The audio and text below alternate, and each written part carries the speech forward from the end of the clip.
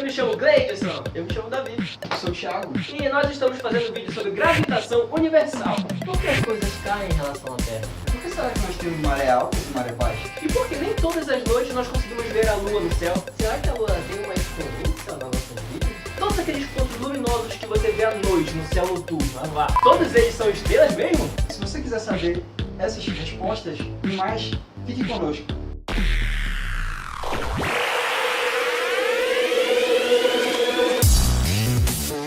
Então, gente, para nós estarmos começando a nossa viagem, nós vamos voltar há muito tempo atrás, onde as pessoas pensavam que o Sol se movia em relação à Terra. Bem, a gente vai ver que é o que é mais simples pensar, é o que é mais fácil pensar, porque a gente vai lá fora, olha, poxa, o Sol está em uma posição, depois ele já vai estar em outra. Então a gente vai ver que ele, aparentemente, ele parece estar se movimentando. E a partir disso são feitas teorias.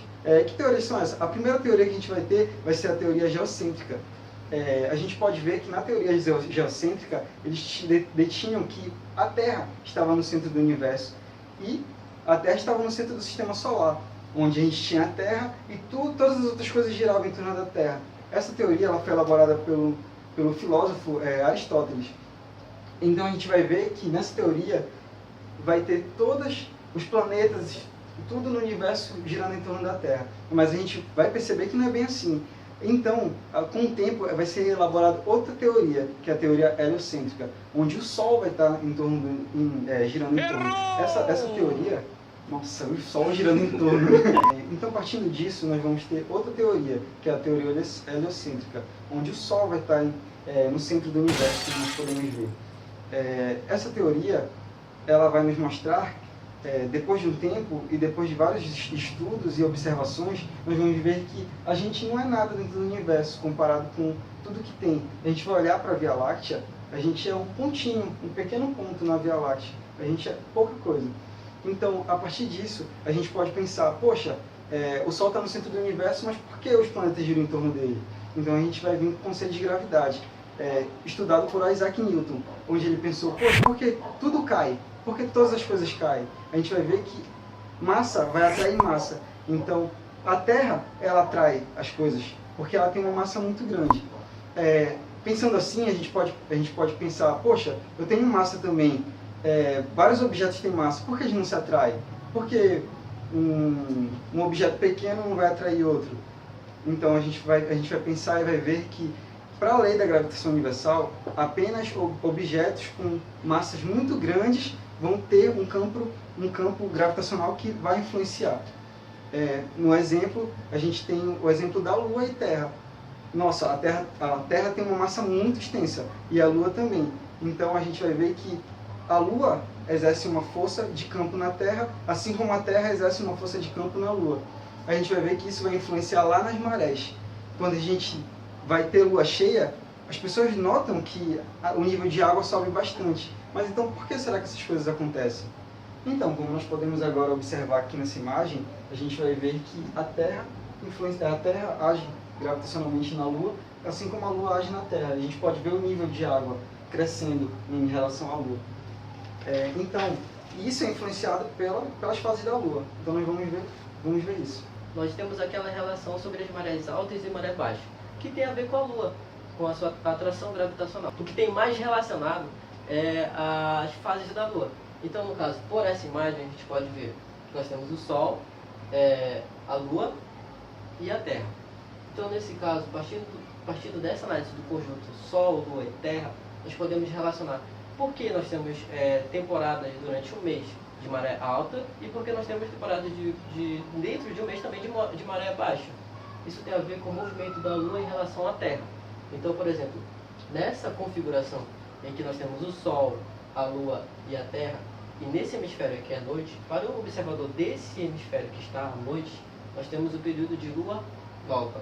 Se você for pegar uma análise mais física sobre essa organização, nós percebemos que temos a atração gravitacional da Lua em relação à Terra, que puxa a parte líquida, ou seja, a água, formando o bojo aqui na frente, e nós temos também outra atração que é do Sol.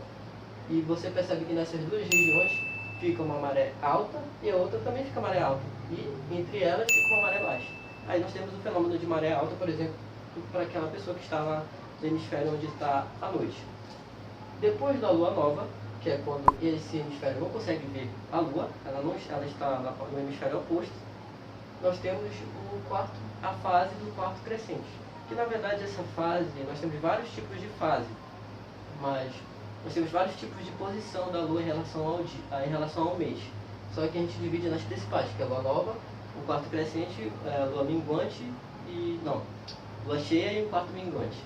Então, quando ela está em direção ao quarto crescente, o que seria esse quarto crescente? É quando você, para o observador da Terra, vê a lua, a metade da sua parte está iluminada, que seria o quarto crescente, ou o quarto crescente, como as pessoas chamam. Nessa parte, nós temos que a lua está formando um ângulo de 90 graus em relação à Terra, né? Com a Terra pegando o centro entre elas. Então, nesse caso, nós temos que a maré baixa nessa parte do hemisfério, como nessa parte aqui, e maré alta entre elas.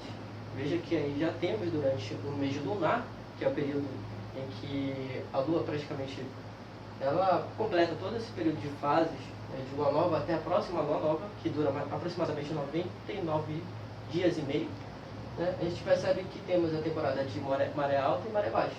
Consequentemente, depois do quarto crescente, nós temos a lua cheia. A lua cheia é quando, a partir do referencial, onde é noite, toda a parte dela está brilhando durante o céu. Ou seja, ela está 100% iluminada pelo sol. Nesse caso, também nós temos o fenômeno de maré alta, porque nós temos a atração da lua em relação à Terra, que puxa a parte líquida formando outro bojo aqui, mas tem a atração do sol também.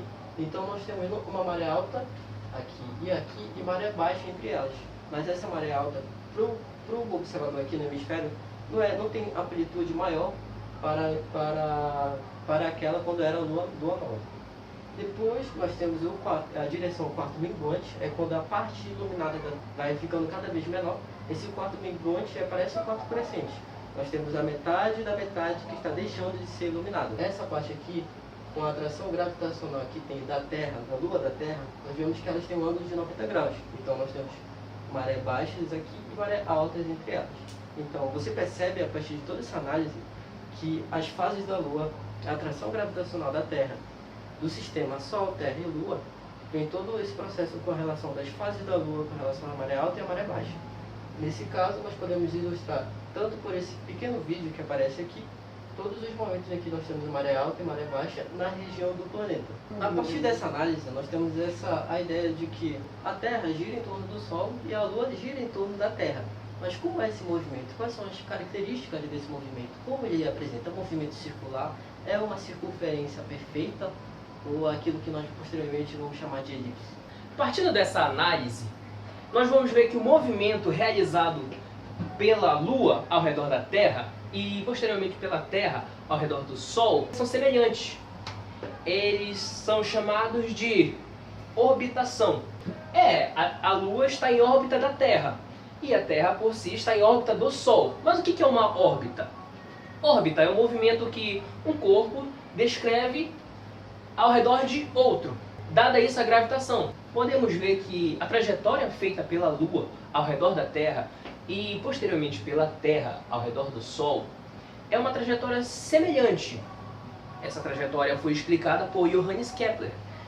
Essa trajetória é realizada pelo campo gravitacional que cada corpo exerce em outro e é explicada pelas 3 leis de Kepler. Quais são essas leis? A primeira lei de Kepler é a lei das órbitas. A lei das órbitas diz que toda órbita de um planeta ao redor do Sol ou ao redor de outro corpo exerce uma elipse. E o que é uma elipse? É um círculo um pouco mais excêntrico, onde tem 2 focos. Não tem um só, como um círculo normal. Ele tem 2 focos, e um desses focos é ocupado pelo Sol. No caso, a Terra gira ao redor do Sol em uma elipse com uma excentricidade muito baixa, onde o Sol ocupa um dos focos. A segunda lei de Kepler é a lei das áreas. Como o Sol vai ocupar um dos focos dessa elipse, terá um momento em que o planeta vai estar mais longe do Sol e outro que ele vai estar mais perto. Só para deixar claro, o mais longe nós chamamos de afélio e o mais perto nós chamamos de periélio. Agora entra a segunda lei de Kepler, que diz que o planeta varre áreas iguais em tempos iguais. É o seguinte, quando o planeta se afasta do Sol, vem se afastando, vem em direção ao afélio, ele vem perdendo velocidade, ele vem mais lento. Então aqui no afélio ele vai passar mais lento do que o normal. E quando o planeta vai voltar lá para o periélio, ele vai ganhando velocidade devido à atração gravitacional do Sol. Então lá a velocidade será maior. O planeta vai passar pelo afélio, vai cobrir determinada área. Quando voltar, ele cobrirá determinada área igual em um tempo igual. A terceira lei de Kepler diz que o quadrado do período de rotação do planeta é proporcional ao cubo da distância do Sol. Quando faz essa relação, dá sempre uma constante que é denominada de constante de Kepler. E essa constante normalmente é aproximadamente 1. E todos os planetas que giram em torno do Sol, tendo eles Mercúrio, Vênus, Terra, Marte, Júpiter, Saturno, Urano e Netuno, eles têm essa mesma configuração. Após analisar esses movimentos, vocês poderão notar, obviamente, que todos esses planetas que eu citei anteriormente estão ao redor do Sol, certo? Então o Sol também ilumina eles. Isso quer dizer que, se tiver uma visibilidade agradável, a gente pode ver ele no céu ou a gente só pode ver estrelas? Bom, podemos ver tantas estrelas, planetas e até satélites em uma noite escura, que não tenha muita iluminação artificial. Mas por que a gente vê aqueles pontos luminosos brilhantes que cintilam, piscam, e alguns que não piscam? Por quê? Bom, para partir de uma análise mais em relação fisicamente falando, nós temos que vemos as estrelas que elas piscam ou cintilam e não vimos isso os planetas fazerem. Por quê? Porque as estrelas estão a muitos quilômetros de distância em relação à Terra. Além disso, a sua luz passa por uma camada de aproximadamente 100 quilômetros, que é a nossa atmosfera. Então logo é como se você estivesse vendo um objeto que caiu no fundo da piscina. Quando você vê um objeto que está no fundo da piscina e a piscina balança, você não percebe que a imagem balança? É mais ou menos desse tipo. Nesse caso, a estrela, como ela é um ponto luminoso, ela está a uma distância muito grande, a atmosfera ela está em constante movimento. Então nós conseguimos ver uma estrela piscando. Não necessariamente as estrelas piscam. O Sol é uma estrela e você percebe que ela não pisca durante o dia. Mas então por que existem aqueles pontos que não piscam? Aqueles pontos podem ser, mas a maioria das vezes são planetas. Por que os planetas não piscam? Bom, eles estão mais perto em relação às estrelas que parecem estarem fixas. E além disso, a sua distância não é tão grande em relação à Terra. Então logo eles parecem muito iluminados e não cintilam, né? Por exemplo, nós temos a chamada estrela d'alva, que não é uma estrela, mas sim é o planeta Vênus. E se você olhar durante uma noite com pouca iluminação artificial, verá que essa estrela, que na verdade é um planeta, ela não pisca, ela não cintila. Bom, é isso, galera. Esperamos de coração ter respondido todas as suas dúvidas. Qualquer dúvida, vocês podem deixar no comentário que a gente vai estar respondendo para vocês. E tem dicas como a gente pode melhorar, fazer melhor. E curta o vídeo. Com certeza, deixa o like. E se inscreve no canal também, porque o canal é legal. E é isso aí. Falou!